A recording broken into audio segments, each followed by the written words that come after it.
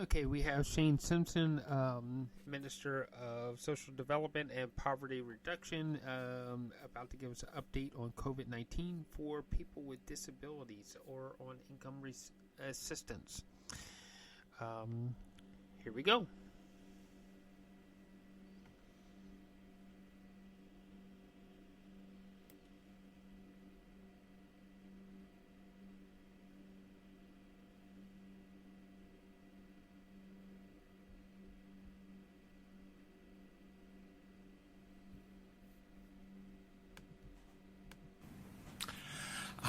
Thank you. I want to acknowledge that we're here on the traditional territories of the Musqueam, Squamish, and Tsleil-Waututh people. As we move forward, I'd also like to acknowledge that today is World Autism Day, a day where we acknowledge all of those people across the world who live on the autism spectrum. We know that COVID-19 is having a serious impact on all British Columbians. We know that people are concerned and they're scared. We know that people who are living in poverty and living vulnerable are even more scared and concerned as they move forward. As we do our work in this ministry and across government to support British Columbians, I'm very focused in my ministry on ensuring that we protect people's housing, ensuring that we have food security for families, that they have enough food, nutritious food to eat, that the health supports they require are there, and that we provide as much stability as possible in people's lives in this uncertain time. We've been doing that work across the government in a number of ways, whether it's been protection for renters from eviction, renters grants for those who have lost income, or moving forward in other areas around housing. The Minister of Municipal Affairs and Housing and BC Housing are working diligently on that. We've also provided support around food security, including $3 million for Food Banks BC to support and sustain help support and sustain our food banks moving forward in this uncertain time. We've provided $50 million to the United Way for seniors-based community supports to ensure that those supports are in place for seniors who require them. We also have been putting in place supports for those who are struggling with homelessness and those who are street entrenched, and we know we have more to do on that. And today, we're making announcements that will add to those supports for people who are living vulnerable and people who are living poor. Today, I want to announce that as part of the $5 billion investment that our government's making in support of COVID-19 response, we'll be providing for two significant initiatives. First, an automatic $300 monthly COVID-19 crisis supplement for the next 3 months, so for the months of April, May, and June, for everyone receiving income and disability assistance moving forward. This will also include support for those who receive the seniors supplement from the BC government or a comforts allowance for those in special care. This will support over 250,000 people in British Columbia over the next 3 months. I also want to announce a temporary exemption for all federal employment insurance benefits, including the new $2,000 Canada Emergency Response Benefit for people receiving provincial income and disability assistance. What this means is that for a number of British Columbians who are on income or disability assistance, they have an earning exemption. They can earn up to $15,000 a year in the case of an individual on disability benefits. For those who will qualify and be able to apply for EI because they've lost their employment, or to apply for the new emergency response benefit, they will be able to apply for that benefit, receive that benefit, and not have that deducted from their disability or income assistance check. There will be no clawback on this. These are important matters moving forward from my office. As I said, we expect that this will impact about 205,000 people who receive supports from my ministry directly. It also will support 58,000 seniors, low-income seniors. These are seniors who currently receive the senior supplement from British Columbia, which is $49. Supporting those who receive old age security and the guaranteed income supplement. That will now be increased also to $300 for the following 3 months. It also will support about 4,000 people who receive support from our ministry who are in specialized care facilities receiving treatments for a range of care. These benefits mean that anyone on income or disability assistance who are eligible will get support. Also, we're announcing at this point that since BC Transit and TransLink have suspended fares, those on disability assistance who currently receive a bus pass or a Compass card as their transportation supplement, we will be putting the $52 that the cost of that onto their April checks so that they will be able to have that cash as well as they move forward, since currently they're not required to have those bus passes. We will continue going forward with this as long as fares are suspended, and I would assure people that they still will have access, obviously, to bus passes and other services. We know that this is a difficult time. We know that we need to provide supports for people, and these supports today, it's our hope, are another step in the process of being able to ensure that those people on income assistance or those people on disability assistance in our province will be supported moving forward with this crisis supplement and this exemption for federal initiatives. Again, these programs will be in place for the next 3 months, and as is always the case with the work around COVID-19, the government will be continuing to monitor and look at the programs as we move forward, and will adapt and adjust them accordingly. Thank you. Thank you, Minister. We will now take questions, but before we do that, a couple of reminders to the media. Those who wish to ask questions, please press *1 to line up. We will be taking only one question per reporter, and please make sure that your handsets are unmuted. You will not be audible till you hear your name. We will now begin with Richard Zussman. Richard, go ahead. Minister Simpson, will those receiving income and disability assistance be eligible for the up to $500 for the renters program that your government has created, and how quickly will those on assistance see this money on their checks? Well, to take the second part of that question first, this money will be available on the April 22nd check, the next check that goes out on April 22nd.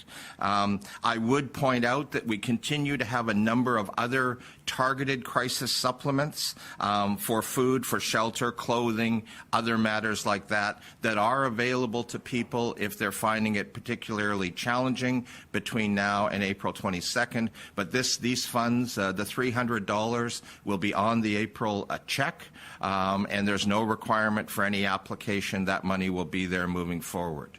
The $500 renters grant was for people who lost income moving forward, so that will not be there for those folks who qualify the $2,000 and will get the $2,000 or will qualify the earning exemption, as they will also continue to receive their assistance checks moving forward. Thank you. The next question is from Tanya Fletcher, CBC. Go ahead, please. Oh, yes. Hi, Minister. I'm just wondering, a lot of people who aren't maybe able to have online access given the closure of libraries, et cetera, how can they, get more information, or what supports are available for them who rely on those public places to get online? We are looking at ways to support that. That obviously is very important. We are encouraging folks to not come into our offices if they can help it, but to contact us by phone or online.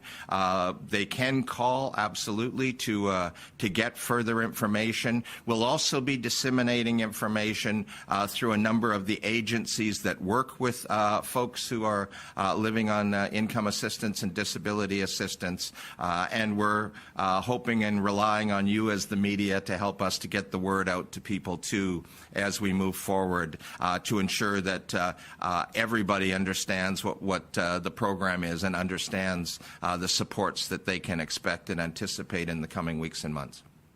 Thank you. The next question comes from David Molko, CTV. Go ahead, please. Hi, Minister. I want to ask you about home share providers. I've been talking to several. There's a woman named Karen Anderson. She's in Coquitlam. She cares for a woman who has early onset dementia and Down syndrome for 30 years. She says she considers her client to be like her daughter. She says in this crisis, quote, "I'm feeling abandoned like the dirt on the bottom of someone's shoe. She is worried if she becomes ill, they're going to fall through the cracks." What can you tell her? Well, I guess the first thing I want to say to Karen and to others who are supporting those with developmental disabilities, a huge thank you. We're working very closely with Community Living BC and the Provincial Health Office to be able to deliver these services. There are standards that have been set by Dr. Bonnie Henry's office around what we should expect, and we're working closely to make sure that we deliver those services. I want to ensure all of the home share providers that supports are available from CLBC. We're meeting on a weekly basis with the sector, both with advocates and family members, and also with the service providing agencies as well. So I would, I guess all I can do at this point is provide as much confidence as possible that we understand the important work that's being done by home share providers. We understand the supports that they need, and we will do everything possible to make sure that Karen and all the people who deliver those important services receive the supports they need to be able to support people that are living with them. The next question is from Lisa Cordasco, CHLY. Go ahead, please. Thank you, Minister. There are thousands of British Columbians who receive the federal disability payments. What happens to them in all of this? I'm not sure that I totally understood the question. If you could just ask it one more time, please. Yes, well, thousands of British Columbians receive the federal disability payments. They are not on the provincial plan, so they do not qualify for any provincial programs under your plan. Many of those people were forced onto the federal system by your system, which says if you qualify, you must be on that system and not on the provincial one. So what do you say to the thousands of British Columbians who receive federal disability payments, who are probably hurting just as much, but they don't qualify for this new supplement you've announced today? Well, as I've said, a large part of the work, and Minister James, in developing the $5 billion initiative to support British Columbians, it really is about looking at what the federal government is doing, how federal programs are being developed, and then working to make our programs, provincial programs, as complementary as possible, with the objective of meeting people's needs and providing some comfort and assurance that people's core needs will be met. And that's what we're doing here with these initiatives. As I said, about 250,000 people will receive those supports moving forward through these programs, and we continue to work with our federal counterparts to look at where there are gaps and where people may be struggling for supports. And those folks who are receiving federal supports, there's always ongoing discussions, I know, between my officials and officials in the provincial government and the federal government to try to close those gaps around ensuring that everybody who has needs are seeing their core needs being met. Thank you. The next question is from Lisa Yudza, News 1130. Just quickly, can you say again the dollar value and the number of people who will be benefiting from the program being announced today?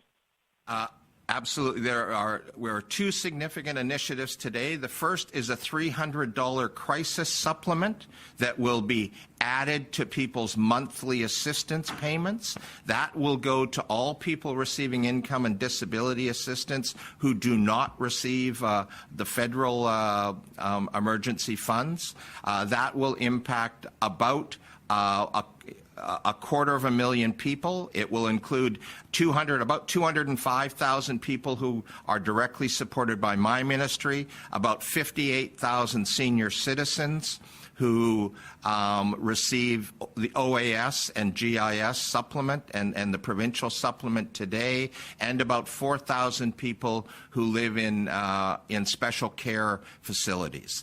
In addition to that, those people who have earnings, mostly people on disability benefits and single moms, the vast majority, if they qualify for the federal initiatives through EI or the emergency program, they will be eligible to collect that money up to the $2,000 a month put forward by the federal government, and they will not lose their provincial benefit, income assistance, or disability assistance check. Those checks, as they are today, will remain whole. Thank you. And another reminder to the media, if you wish to ask questions, please press *1 to line up for the questions. Next question is from Andrew McLeod, the Tyee. Yeah, hi, Minister. You mentioned $15,000 as the amount for earnings exemptions. I'm wondering if that's an increase or if that's just been the figure up to now. Are you actually increasing earnings exemptions? And I'm also wondering about the eligibility requirements. In particular, people have been calling for the asset test and the requirement to look for work to be relaxed. Are you doing anything around that or considering it? Yes.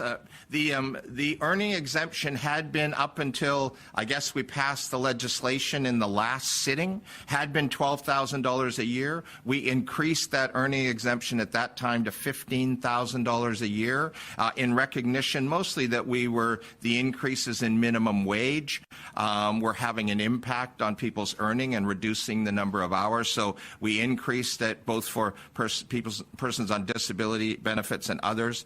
So that is an increase over what had been $12,000 a year there. We have waived around other requirements. We have waived the work search for this period of time. We've suspended it, so we are not asking people who are coming to income assistance who are applying to participate in a work search at this point. And we'll review that all again, of course, when we get past the crisis we're in. Thank you. The next question is from Rob Shaw, Vancouver Sen. Please go ahead. Rob, are you there? Moving on, we'll take the last question from Dirk Meissner, CP. Dirk, go ahead, please. Hi, Minister. Can you tell me $300 a month? How large will how much will the payment be now that somebody receives? Well, maybe to give you a couple of examples of what people are earning today. For example, a single person on disability benefits today receives $1,183.42. So they will get an additional $300 on top of that. A single mom with 2 kids would receive $1,609.08. They would receive the additional $300 on top of that. Be all. Thank you for participating.